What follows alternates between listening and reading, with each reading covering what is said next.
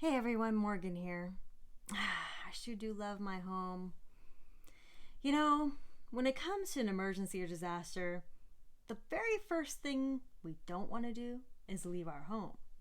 Our home is comfortable. Our home is where everything is. Our home is where the heart is. But seriously, bugging in is probably going to be, our number one priority. It's our number one plan. If we cannot bug in, then we have to bug out, then we will. But bugging in is really something that you want to consider for your first plan of action because everything is here. You have more food, you have more water, you have more resources in general, you have more room to do certain things. You have more available to you when you're bugging in. So there's a lot to bugging in that maybe you haven't considered or that maybe not a lot of people talk about because mostly people talk about bugging out. Well, there's a lot to consider when bugging in too.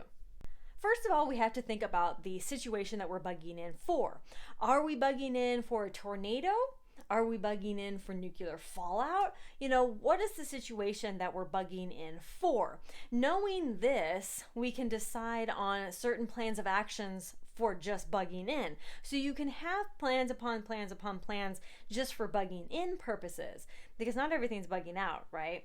So if it were a tornado, let's say, we're gonna bug in to our bathroom and hide in the good old tub there because our bathroom has no windows and it's probably going to be the safest place for us to be. Of course, it does still have mirrors and things, but the bathroom is going to be the safest place for us to be. The bathroom's also going to be the best place for us in like a nuclear fallout situation. The bathroom is kind of cramped for us, but it's going to be the safest place for us to hole up until we can, until all is safe or something like that. But you want to consider specific rooms for specific situations. So let's say that it's the middle of winter, you have no electricity. Well, do you have a way to heat maybe just a room? And how are you going to circulate air? There's a lot to consider. Do you have the appropriate filters for your AC or heat, or do you have just like one of those personal heaters? How are you going to operate that? With propane. Is it safe? All that sort of things that you need to think about. How are you going to cool? Do you have a whole bunch of extra blankets, or do you have a fan that runs on batteries or something like that? All these things you have to consider. And sometimes secluding yourself to a room is going to be better than having the whole room or having the whole house or whole apartment or whatever, because then just heating a room or cooling a room is going to be a lot easier than heating or cooling a whole house in emergency or disaster.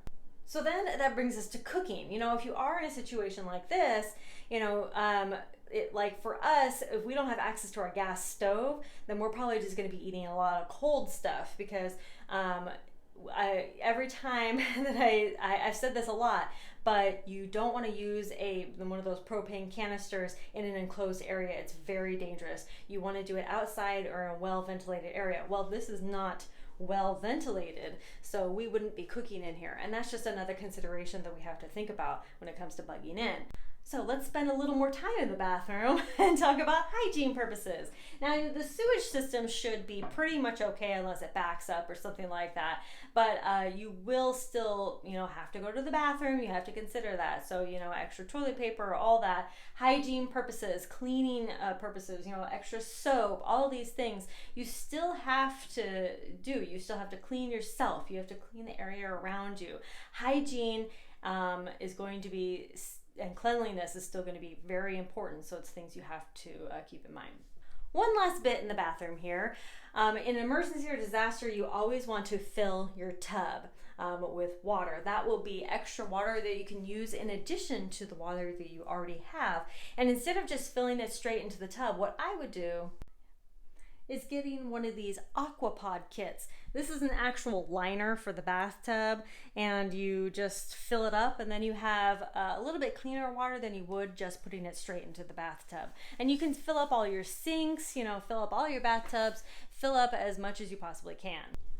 Another option for water is going to be your water heater. If you just drain your water heater into something, you'll have all that water available to you. We also freeze water. This is just another way to get water. Once it's unfrozen or whatever, you have this extra water. So freezing water in bags or in gallon jugs, whatever you see appropriate, is going to be a great way to have some extra water. And of course, there are other means of getting water, such as a rain barrel or something. But if you can't go outside, then you can't get access to your rain barrel. So you need as much water resources inside your house as possible. If you have a generator, you're going to need to consider how loud the generator is. What is the generator going to power? Is it going to power your freezer, which has extra water and food in it? Is it going to power lights? What is it going to help power? And also, you need to have extra gas available to power the generator. And also, generators are not meant to be used 24/7. They're meant to be used for short periods of time. So just test that out. Make sure that you have some sort of plan to use the generator. What are you going to use the generator for? Why? For how long? Ours is a dual. We actually have propane and gas, so we can use either. So that's also something we need to consider as well. I've talked about water purification for bugging in purposes and just general water storage for bugging in purposes. Links down below, or you can come to my playlist at Beginner's Guide to Prepping. And one of the last things that we want to consider is going to be defense. Whatever sort of defense that you have in mind, it doesn't have to be firearms, but you have to have some sort of defense plan in place. And again, it doesn't have to be firearms, but if you have to board up your windows and doors, to keep people from coming in. It really depends on the situation, but having a defense plan is going to be crucial for your own protection. People can get crazy in emergencies and disasters, and you really don't want to be caught off guard. You want some sort of defense plan put in place. Make sure that any food or water is easily accessible and or in easy to carry or transport tubs and containers, so that if you do have to move to another part of the house, you can move all of your food and water with ease without wasting a lot of time. And don't forget about morale. You're going to want board games, books, playing cards, etc. You're going to want some ways to keep up morale in order to distract people from what's actually going on. And don't forget about your blackout kit, where you hold all of your batteries, candles, matches, lighters, etc. to keep the lights on. Don't forget about pets. If you have pets, and especially if you're going to contain them inside of a room for an unknown period of time, how are they going to use the bathroom? It's very important that you think about this and realize that you may need to clean up some of their action. Of course, there's a lot more to bugging in than that, such as having the appropriate food and water. But these are just some considerations that I think are maybe missed by some people.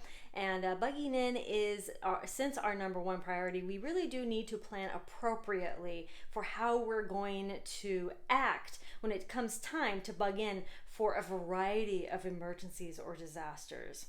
So let me know your thoughts down below, and if you like these videos, please visit me at Facebook and Instagram and on my website. All links are down in the description.